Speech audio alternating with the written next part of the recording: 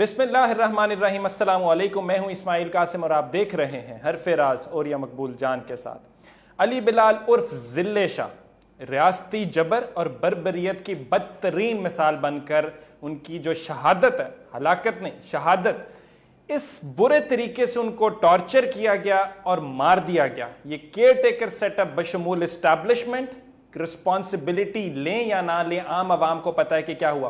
اور یہ سب آپ تک آنے سے پہلے میں چاہتا ہوں کہ عوام کو میں تھوڑا سا بیک گراؤنڈ دے دوں کہ عوام کے اوپر یہ ڈالا جا رہا ہے کہ آخر ہوا کیا۔ 4:30 بجے زہیب کاظمی پی این این کے ایک رپورٹر ہے، ان کی ویڈیو آتی ہے جس میں علی بلال سے وہ بات چیت کر رہے ہیں، وہ بالکل ٹھیک حالت میں۔ 5:30 تک یہ کوٹ کیا گیا مال روڈ پر مسجد خضرہ کے سامنے پریزن وین میں 8-10 لوگوں کے ساتھ ذلے شاہ بالکل ٹھیک حالت میں موجود ہے۔ 7 بجے سروسز ہاسپٹل میں 7:07 پر جب ان کی باڈی ملی ہے تو وہ انکانشیس تھے، آلریڈی ڈیڈ ہو چکے تھے۔ ان کو کنسیڈر کیا تھا کہ ان کے نہ بی پی تھا نہ پلس تھی، and he was in attended. یہ 5:30 سے 7 کے درمیان میں وہ پنجاب پولیس کی کسٹڈی میں تھے، ٹھیک حالت میں تھے۔ تو کیا بنا؟ کنگ ایڈورڈ کی جو میڈیکل اپنا پوسٹ مارٹم کی رپورٹ آئی، اس نے تو بتایا کہ ان کی جسم کا کوئی حصہ ہی نہیں چھوڑا۔ یہ 1.5 گھنٹے کے اندر رسپانسبلٹی سروسز ہاسپٹل کی رپورٹ ہے، اور جس ڈاکٹر نے ایم ایس نے رپورٹ دی ہے اس ڈاکٹر کو تبدیل کر دیا گیا کہ تم نے یہ رپورٹ کر دیں۔ میں نے کچھ کم 100-150 کے قریب اپنی نوکری کے دوران پوسٹ مارٹم دیکھے ہوں گے تشدد زدہ لاشوں کے، لیکن شاید اس سے زیادہ خوفناک میں نے تشدد نہیں دیکھا کہ پتہ نہیں کیا دشمنی تھی، کس کو کیا میسج دینا چاہتے تھے، کیا کرنا چاہتے تھے کہ اس کے سر پڑا ہوا ہے، اس کے جنسی اعضاء کچلے ہوئے ہیں، پتہ نہیں کون سے جسم کا کوئی حصہ ایسا نہیں توڑا جہاں کہ اس کی ہڈی نہیں توڑی ہوئی۔ خوفناک ترین، یعنی آپ اتنے ظالم ہو کہ آپ ایک بالکل معصوم قسم کا، آپ اندازہ کریں ایک بیچارہ روٹین کی ایک زندگی گزارنے والا اسپیشل چائلڈ۔ عموماً ہم جب کہ جاتے تھے خان صاحب کے ادھر تو وہ باہر نظر آتا تھا، اور یہی ہوتا تھا اپنے جیسے ہمارے محلوں کے لڑکے ہوتے، معصوم۔ ایک طرف اور کمال کے لوگ ہیں، ایک اور گروپ ہے وہ کہتا ہے جی مکافات عمل شروع ہو گیا، تم اللہ پہ الزام لگاتے ہو، یعنی اللہ جو ہے عمران خان کی بجائے اللہ اس معصوم سے بچے کو مارے گا، یعنی تمہیں شرم نہیں آتی تمہیں اس طرح کی گفتگو کرتے ہوئے۔ ایک اور گروپ ہے کہ جو اب میں نے دیکھا ہے کہ جو اس بات پہ کر رہے ہیں کہ یہ جو انہوں نے پی ٹی آئی والوں نے خود مارا ہے، یہ بہت عرصے سے یہ شروع ہو گیا ہوا ہے کہ یہ لوگوں نے خود ہی مارتے ہیں تاکہ ظالم کا چہرہ نظر نہ آئے۔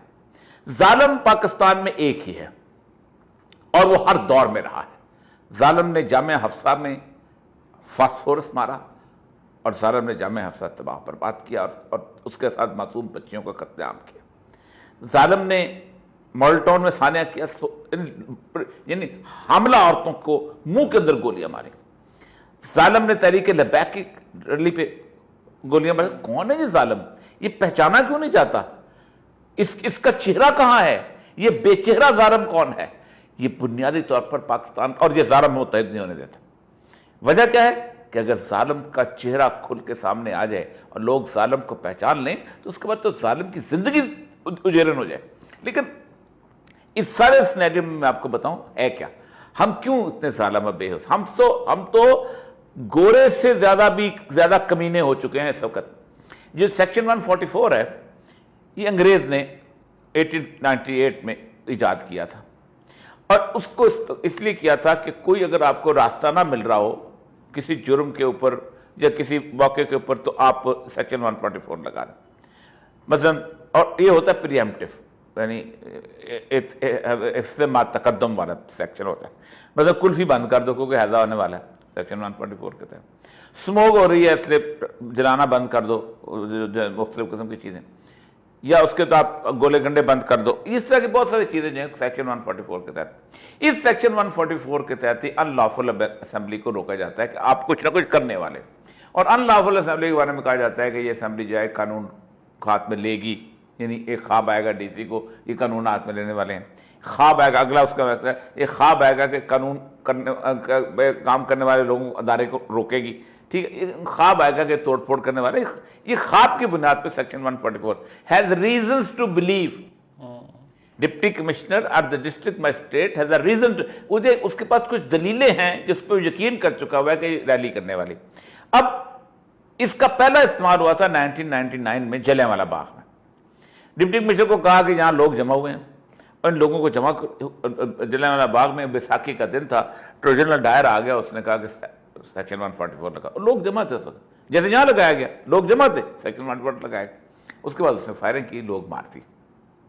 آپ سوچیں کہ خوف اتنا تھا ان لوگوں کو کہ رات کو امرتسر میں کرفیو لگا دیا گیا، اور اس کے بعد پرائم منسٹر ایسکوتھ اور وار منسٹر ہوتا تھا ونسٹن چرچل، ان دونوں نے پارلیمنٹ میں کھڑے ہو کے معافی مانگی کہ ہم نے غلط کیا، اور پھر اس وقت لارڈ لٹن کے تحت انہوں نے ایک انکوائری اٹھائی، اس میں 2 جج تھے، 2 میجر جنرل تھے، اور انہوں نے ڈائر کو کہا کہ اس کو نوکری سے نکال دو اور اس کا کورٹ مارشل کرو، لیکن چونکہ افغانستان میں وہ خدمات دیتا رہتا، گورا تھا، انہوں نے کہا کہ نہیں، ہم نوکری کو اس کو نکال دیتے ہیں اور آئندہ اس کو کسی نوکری کے قابل نہیں چھوڑیں گے، انڈیا میں کم سے کم نوکری نہیں کر سکتا۔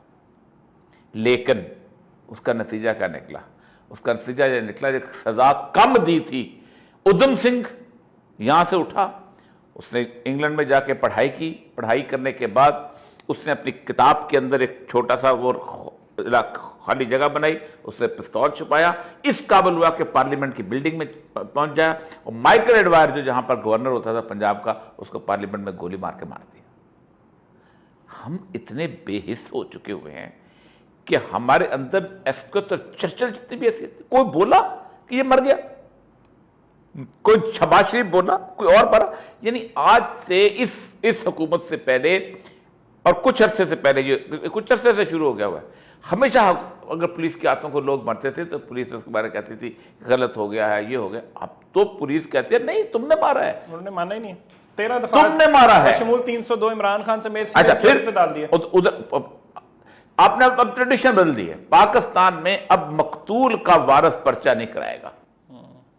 پاکستان وہ ایک ظالمانہ ریاست بن چکی ہوئی ہے، پاکستان وہ ایک پولیس اسٹیٹ تو بڑی عام سی چیز ہوتی ہے، ظالمانہ، بدترین ظالمانہ، کہ اب کوئی کسی کا بیٹا مرے گا، میں اللہ سے دعا کرتا ہوں کہ اللہ تعالیٰ کسی بڑے کا بیٹا مرے اور اس سے کہے کہ اب تم ایف آئی آر نہیں درج کرا سکتے ہو، پولیس ایف آئی آر درج کرائے گی۔ جس دن کسی انسپیکٹر جنرل کا بیٹا مرے، جس دن کسی بڑے وردی والے کا بیٹا مرے، کس دن کسی سیاستدان کا بیٹا مرے اور لاش لے کے بیٹھا ہو اس کے اوپر اور وہ کہے کہ نہیں پولیس کا ایسا ایف آئی آر درج کرائے گا، اس سے میں دیکھوں گا چیخیں کیسے نکلتی ہیں، اور یہ چیخیں کو دور نہیں ہے نکلنے والی، اتنا زیادہ دور نظر نہیں آ رہا آپ کو؟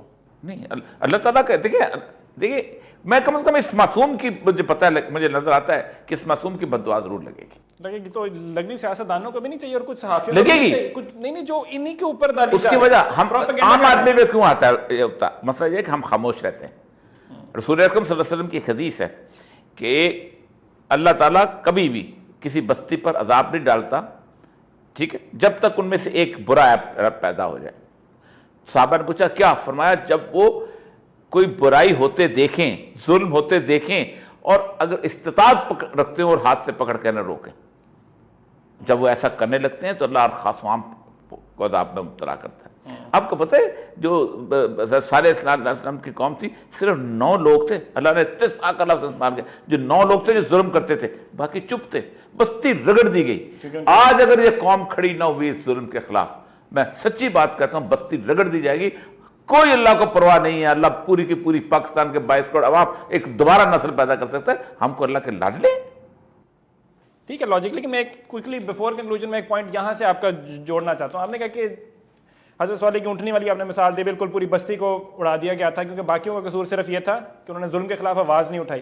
یہاں پہ ظلم ہو رہا تھا جب تشدد ہو رہا تھا، کانسٹیٹیوشنل رائٹ کو جب ایکسپریس کرنے کی لوگ کوشش کر رہے تھے، ریلی نکالنا آئینی حق ہے، استعمال کر رہے تھے، پہلے این او سی لیا ہوا تھا، سارا کچھ موجود تھا، اس کے بعد دفعہ 144 لگائی اور ظلم کی سٹارٹ کر دیا سارا کچھ۔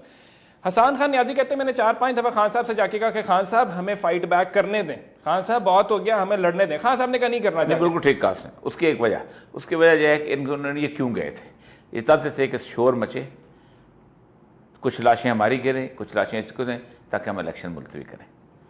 اس وقت پاکستان کے اندر کچھ کمینہ صفت قسم کے پولیٹیشین آ چکے ہوئے ہیں کہ جو سمجھتے ہیں کہ ملک جہنم میں چلا جائے، ہم چونکہ ہار رہے ہیں الیکشن نہیں ہونے دیں، وہ سمجھتے ہیں ملک اجڑ جائے، ملک برباد ہو جائے، ملک تباہ و برباد ہو جائے، لیکن ہم الیکشن نہیں کروائیں گے کیونکہ ہم ہار رہے ہیں۔ ٹھیک ہے، اسی لیے لاجیکل سا ایکسپلینیشن ہے۔